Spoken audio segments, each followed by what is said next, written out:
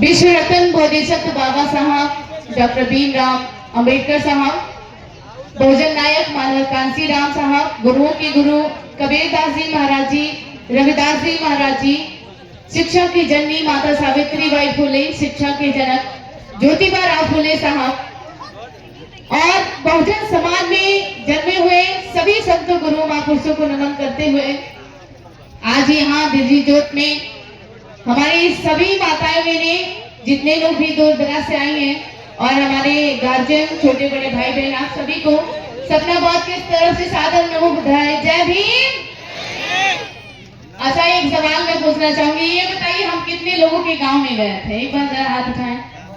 कितने लोग के गांव में हम गए थे? बहुत बहुत धन्यवाद। अब हाथ उठाइए कि बैरान से कितने लोग आए हैं? एक बार हाथ उठाइए बैरान से। चलिए, बहुत बहुत धन्यवाद आप सभी का। बहुत सारे लोग बैरान से आए हैं जहाँ पे हम लोग तीसरा महासम्मेलन किए थे, तो बहुत बहुत धन्यवाद है। और जखनिया के स्पेशल धरती के जितनी भी हमारी माताएं बहने, आप सभी को बहुत बहुत धन्यवाद है। और मैं अपनी बात मैं कुछ सोच के कुछ और बोलने के लिए आई थी, लेकिन मैं यहाँ पे कुछ और बोलूंगी, क्योंकि वो बात तो सभी लोग बोलते हैं, लेकिन मैं कुछ अपने बारे में बताऊंगी कि मुझे तो सब लोग जानते हैं कि मैं एक सिंगर हूँ और गाना गाती हूँ, लेकिन ये भी जानना जरूरी होगा कि आखिर मैं सिंगर बनी कैसे और मैं कहाँ से आती हूँ। मेरा घर पड़ता है जिला सिद्धार्थनगर, जो नेपाल बॉर्डर के पास है। मैं जिला सिद्धार्थनगर की रहने वाली हूँ और मेरा शादी जो है गाजीपुर में हुआ है, विशाल गाजीपुर सर के साथ। तो अभी मैं गाजीपुर की हो गई हूँ और इन्होंने मेरे जिले को जो है दबा दिया। गाजीपुरी तब सब लोग हमारे गाजीपुर से ही जानते हैं। सिद्धार्थनगर से फोन आता है तो कहते हैं मैम आप गाजीपुर से हैं? नहीं, हम सिद्धार्थनगर से हैं भैया। मैम मैं सिद्धार्थनगर से हूँ, लेकिन मुझे पता नहीं था कि आप मुझे लगा कि गाजीपुर से हैं। तो आज के बाद हम अपना जो है जिला का नाम जो है प्रमोशन करेंगे। जय भीम। मैं बता दूं कि मैं ऐसे परिवार से बिलोंग करती हूँ कि हमारे घर में लगभग पटीदार में जो होते हैं सब लोग नौकरी करते हैं, लेकिन स्पेशल जो मेरा घर है ना, मेरे पापा जी वो किसानी थे, मतलब किसानी करते थे। और मेरी मम्मी भी हाउसवाइफ थी और रिक्शा चलाते थे। बस्ती जिला आप सब लोग जानते होंगे, बस्ती जिला में मेरे पापा रिक्शा चलाते थे, फुटपाथ पे सोते थे। कुछ दिन वहाँ कमाई किए, हम लोग को जिलाए खिलाए, कुछ दिन मुंबई रहे। उसके बाद पापा को एक बहुत बड़ी बीमारी हो गई, जिसका वीडियो मैं बनाई थी और वो वीडियो जो है सोशल मीडिया पे काफी वायरल हुआ चला। पापा को एक हिलने की बीमारी है, कंपन करता था उनका शरीर, बहुत ज्यादा वाइब्रेट करता था, ना खाना खा पाते थे और वो उनको 30 साल की उम्र से ही होने लगा था, मतलब जैसे आधा उम्र हुआ। वो बीमारी मेरी दादी को था, फिर मेरे पापा में ट्रांसफर हुआ और मेरी दादी एक्सपायर हो गई। मेरे बड़े पापा को भी यही बीमारी था, बड़े पापा भी एक्सपायर हो गए। फिर मेरे पापा को वही बीमारी हुई। मेरे जो है पापा भी कैसे कैसे मेहनत मजदूरी करके हम लोग को जिलाए खिलाए और हम 5 भाई बहन हैं, सबको थोड़ा मोड़ा जो भी उनके पास था हम लोगों को पढ़ाई लिखाए। उसके बाद वो बीमार हो गए। उसके बाद मेरे बड़े भाई साहब जो थे वो चले गए, पढ़ाई छोड़ के मुंबई कमाने चले गए, जिसके उनसे हम लोग 4 भाई बहन छोटे छोटे थे।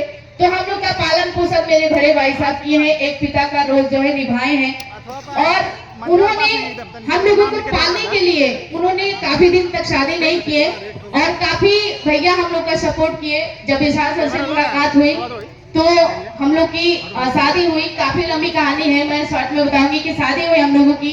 उसके बाद पापा को और तगड़ा वो चीज होने लगा, उठ बैठ नहीं पा रहे थे। तो मैं इनसे बोली कि पापा का इलाज करवाना है और बहुत ज्यादा दिक्कत हो रहा है। तो हम लोग वीडियो कुछ वगैरह बनाए, जो समाज के लोग सपोर्ट भी हमें किए थे। हमको कुछ पैसा जब मिला तो हम पापा को मेरठ ले गए, इलाज करवाए, लेकिन वो ठीक नहीं हुए। और जब हम लोग इस जखनिया में वहां सम्मेलन करने आए थे, जब गांव यात्रा निकाल रहे थे, तो 1 जनवरी यानी 1 जनवरी को मेरे पापा जी जो है इस दुनिया से चले गए।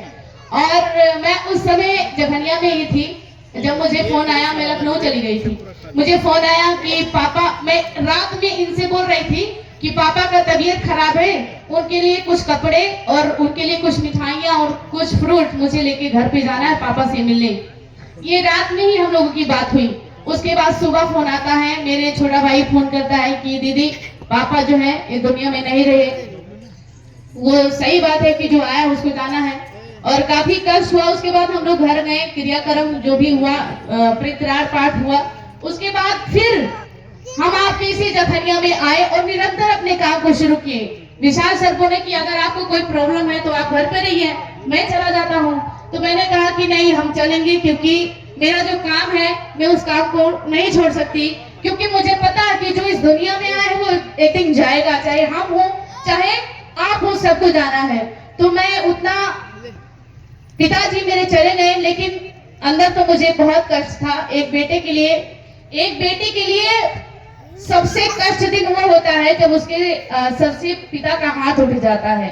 दुनिया रहे ना रहे, लेकिन एक बेटी के सर पे जब तक पिता का हाथ होता है ना, तो वो अपने आप को बहुत ही मजबूत समझती है कि मेरे बाप है। लेकिन 1 जनवरी को जो मेरे पिताजी चले गए तो मुझे बहुत कष्ट हुआ। हालांकि लेकिन कोई बात नहीं, जब मैं जखनिया में आई ना तो मुझे ऐसे हजारों पिता का प्यार मिला, ऐसे हजारों माँ का प्यार मिला जो मेरे खाने को, बिटिया क्या खाना है, मैं रामसिंहपुर गांव में थी, क्या खाना है, कब खाना है, कहाँ सोना है, इतना मतलब एक समझिए जैसे बेटी का लोग सेवा करती हैं वैसे। और ऐसा नहीं है कि जहां मैं रुकी थी वही खाना खा रही थी, जिनके घर रुके थे उनके घर सोए थे, लेकिन खाना मैं पूरे गांव में एक सुबह इनके घर तो शाम को उनके घर। तो स्पेशल मैं रामसिंहपुर की गांव की माताओं मेरे को बहुत बहुत धन्यवाद देती हूँ कि आपने मुझे खाने के लिए और रहने के लिए दिया। लेकिन मैं खाने और रहने के लिए नहीं आई थी यहाँ पे। मेरे घर खाना है, मैं खा सकती हूँ, घर है, मैं रह सकती हूँ। लेकिन आज हम यहाँ क्यों आए हैं, आप लोग को समझना होगा, क्योंकि हमारे समाज को ना लायक बनाना है। ये मेरा कोटेशन नहीं है, कांशीराम साहब जी का है, जो उस जब साहब हमारे जब समाज को जगाने के लिए चले तो उन्होंने कहा कि मेरा समाज नालायक है, इसको लायक बनाना है। तो कुछ समाज के लोगों ने कहा कि साहब कैसे कर दिए कि हम नालायक है, हम तो लायक है। अरे हमको दूध दुहना आता है, निकालना आता है, हमको कपड़ा धोना आता है, हमको चौकी बनाना आता है, हमको किसानी करना आता है, हम किसमें कमजोर, हम तो लायक है। लेकिन तब कांशीराम साहब बोले कि नहीं, इसको लायक नहीं कहते हैं। लायक आप तब होंगे जब आप बिजनेस करेंगे, लायक तब होंगे जब आप डिग्री डिप्लोमा लेंगे, लायक तब होंगे जब आप सत्संग और सत्ता में आएंगे। क्या झूठ बोल रही हूँ? क्या अभी इस समय आप लायक हो? लायक है आप लोग? क्या अपनी मर्जी से कोई काम कर सकते हैं? नहीं कर सकते हैं। क्यों? क्योंकि हम लायक नहीं, हम शासन सत्ता में नहीं है। हमारे बच्चों का भविष्य खराब हो रहा है, स्कूल बंद हो रहा है। क्या इसकी चिंता है? हमें खाने की चिंता है। पति गया है कमाने, 200-400 कमा के आएगा, शाम को खाएंगे, पति दारू पी के सो जाएगा। लेकिन ये नहीं टेंशन है कि आने वाले पीढ़ी का क्या हाल होगा। लोगों को शाम का टेंशन है, सुबह की नहीं है। लेकिन आप सबको सुबह का भी टेंशन करना होगा। कहते हैं कहावत में कि आज खा लिया जाए, सुबह का देखा जाएगा। देखा नहीं जाएगा, टेंशन करेंगे, हो सकता है सुबह आप भूखे मर जाओगे, तो क्या करोगे आप? इसीलिए कांशीराम साहब ने हमको लायक बनाने के लिए पहले क्या किए? पहले सामाजिक जो है सत्ता को स्थापित किए। सामाजिक सत्ता, क्योंकि उन्होंने कहा कि हम राजनीतिक सत्ता तभी स्थापित कर सकते हैं जब हमारी जो है सामाजिक सत्ता मजबूत रहेगी। तो उसी काम को कांशीराम साहब जी का तुलना हम नहीं कर सकते, उनके इतना भी हम लोग नहीं है। लेकिन हाँ, उनके बच्चे हैं, उनके वंशज हैं, तो उनके रास्ते पे, उनके मार्ग पे चलने का काम हम लोग जरूर कर सकते हैं। तो हम लोगों ने प्लान किया कि नहीं, बड़े बड़े कलाकार बड़े बड़े मंच करते हैं, लेकिन हम लोगों को भी मिलता है, बड़ा बड़ा मंच मिलता है। लेकिन हम लोगों ने प्लान किया कि नहीं, हमारे जब हम खाली बड़ा मंच ही करेंगे तो हमारे गांव में जो हमारे लोगों को कभी धर्म के नाम पे, कभी जाति के नाम पे लड़ाया जा रहा है, फुसलाया जा रहा है, इनको कौन बताएगा, इनको कौन समझाएगा? तब विशाल सर और हम दोनों ने प्लान किया कि नहीं, हम गांव गांव यात्रा करेंगे, गांव गांव कैडर कैंप करेंगे। कुछ लोग तो जब हम यात्रा लेके निकले ना, तो कुछ लोग कहे कि ये पार्टी बनाएगा, मतलब जखनिया में करे तो कहते थे चुनाव लड़ेंगे सब, और जब जौनपुर बनारस हर जगह करने लगे तो कह रहे हैं कि पार्टी बनाएंगे। मतलब जखनिया में करें तो चुनाव जीते लड़ेंगे, और जब हर जगह करें तो कहेंगे कि पार्टी बनाएंगे। मतलब ये समाज में कुछ लोग कहीं का छोड़ने वाले नहीं है। तो हमने कहा कि ये बात जो है हमारे ही साथ नहीं हो रही है, यही बात सेम हमारे बाबा साहब के साथ हुआ, यही बात हमारे कांशीराम साहब जी के साथ हुआ, यही बात हमारे ज्योतिबा राव फुले, सावित्रीबाई फुले के साथ हुआ। क्योंकि इसलिए मैं बताना चाहती हूँ क्योंकि हमारे ज्योतिबा राव फुले साहब कहाँ के थे, सॉरी बाबा साहब कहाँ के थे, मऊ कहाँ के थे, मऊ छावनी के थे। लेकिन जब वो काम कर रहे थे तो वहाँ के लोगों ने उनका साथ नहीं दिया, तो उनको कहाँ जाना पड़ा, महाराष्ट्र जाना पड़ा। कांशीराम साहब जी कहाँ के थे, पंजाब के थे, उनको वहाँ के लोगों ने नहीं समझा, वहाँ के लोगों ने साथ उनका नहीं दिया। उनको अगर कोई समझा तो कहाँ के लोग समझे, उत्तर प्रदेश, उत्तर प्रदेश, उत्तर प्रदेश में उनको समझे। और हमारे वो रविदास जी महाराज जी जिनका अभी जयंती बीता हुआ है, हम सब लोग मनाए हैं। गुरु रविदास जी कहाँ के थे, बनारस काशी के थे। जब वो हमारे समाज को पाखंड से जो है हटाने की बात करते थे, पाखंड के विरोध में काम करते थे, तो उनको बनारस के लोग, हमारे इधर के लोग नहीं समझ पाए, उनको समझ पाए कहाँ के लोग, पंजाब में उनको जाना पड़ा काम करने के लिए। तो यही काम होता है कि हम जहाँ जन्म लेते हैं, जहाँ का रहते हैं ना, वहाँ के लोग नहीं समझते हैं। लेकिन हमने कहा नहीं, दिया कभी अपने नीचे उजाला नहीं करता, हमेशा दूसरों को उजाला देने का काम करता है। तो हम लोगों ने कहा कि हम लोग जो हमारा समाज है, हम लोग भले अपने घर में एक रोटी कम खाएंगे, भले हमारे घर में अंधेरा रहेगा, लेकिन ये जो बाबा साहब हमारे महापुरुषों का मिशन है, हम समाज में घर घर जाकर, क्योंकि हमारा समाज गरीब है, हमको पैसे से नहीं बुला सकता, तो हम लोगों ने क्या किया कि अपना साउंड, अपना टोटो करके, अपनी छोटी सी गाड़ी है, उसी गाड़ी से आज जखनिया, जौनपुर, बनारस, गाजीपुर आज हम लोग किए हैं। किसके लिए,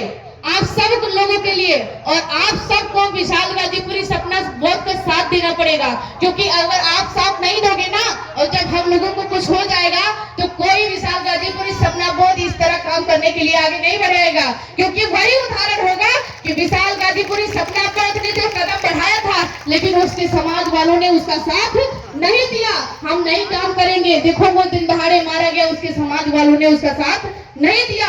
तो ये उदाहरण ना बने, इसलिए आपको क्या करना होगा कि विशाल गाजीपुरी सपना बोध का साथ देना होगा। साथ का मतलब कि बस हम आपके घर जाते हैं, ऐसा नहीं कि हमारे साथ साथ घूमिए, नहीं, हम जहाँ मीटिंग करने जाते हैं बस वहाँ पे आप कुछ क्षण के लिए इकट्ठा हो जाइए, हमारी बात को समझिए, और जो हम बात कह रहे हैं आप उस बात को 2-4 लोगों तक पहुँचाइए, ताकि हमारा एक संदेश हजारों लोग तक पहुँचे।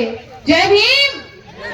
क्योंकि हमारे लोग, अभी सुधीर भैया बोले कि हमारे लोग नौकरी करते हैं और नौकरी पाने के बाद क्या करते हैं कि टीवी और बीवी और सीसी में मस्त हो जाते हैं, और अगर वो कुछ करना भी चाहते हैं ना तो उनकी पत्नियां जो है मना कर देती हैं। तो इसलिए जो नौकरी वाले काम नहीं सामाजिक करते हैं, उनके पीछे अगर हाथ होता है तो उनकी पत्नियों का हाथ होता है।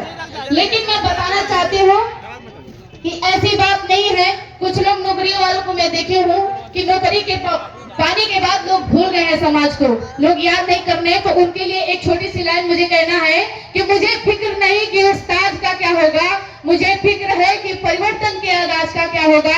अगर आप जैसे पढ़े लिखे लोग पेट के पुजारी बन गए तो मेरे पीछे मेरे समाज का क्या होगा, मेरे पीछे मेरे समाज का क्या होगा। जय भीम। और स्पेशल में महिलाओं के लिए बोलना चाहूंगी, क्योंकि हमारे बिशनपुरा गांव से भी हमारी जो है आई है। जय भीम। कितने लोग आई है मेरे घर से, गांव से? जय भीम, बहुत बहुत धन्यवाद। यहाँ से 50 किलोमीटर दूर है और आप लोग वहां से आई हैं, तो धन्यवाद है।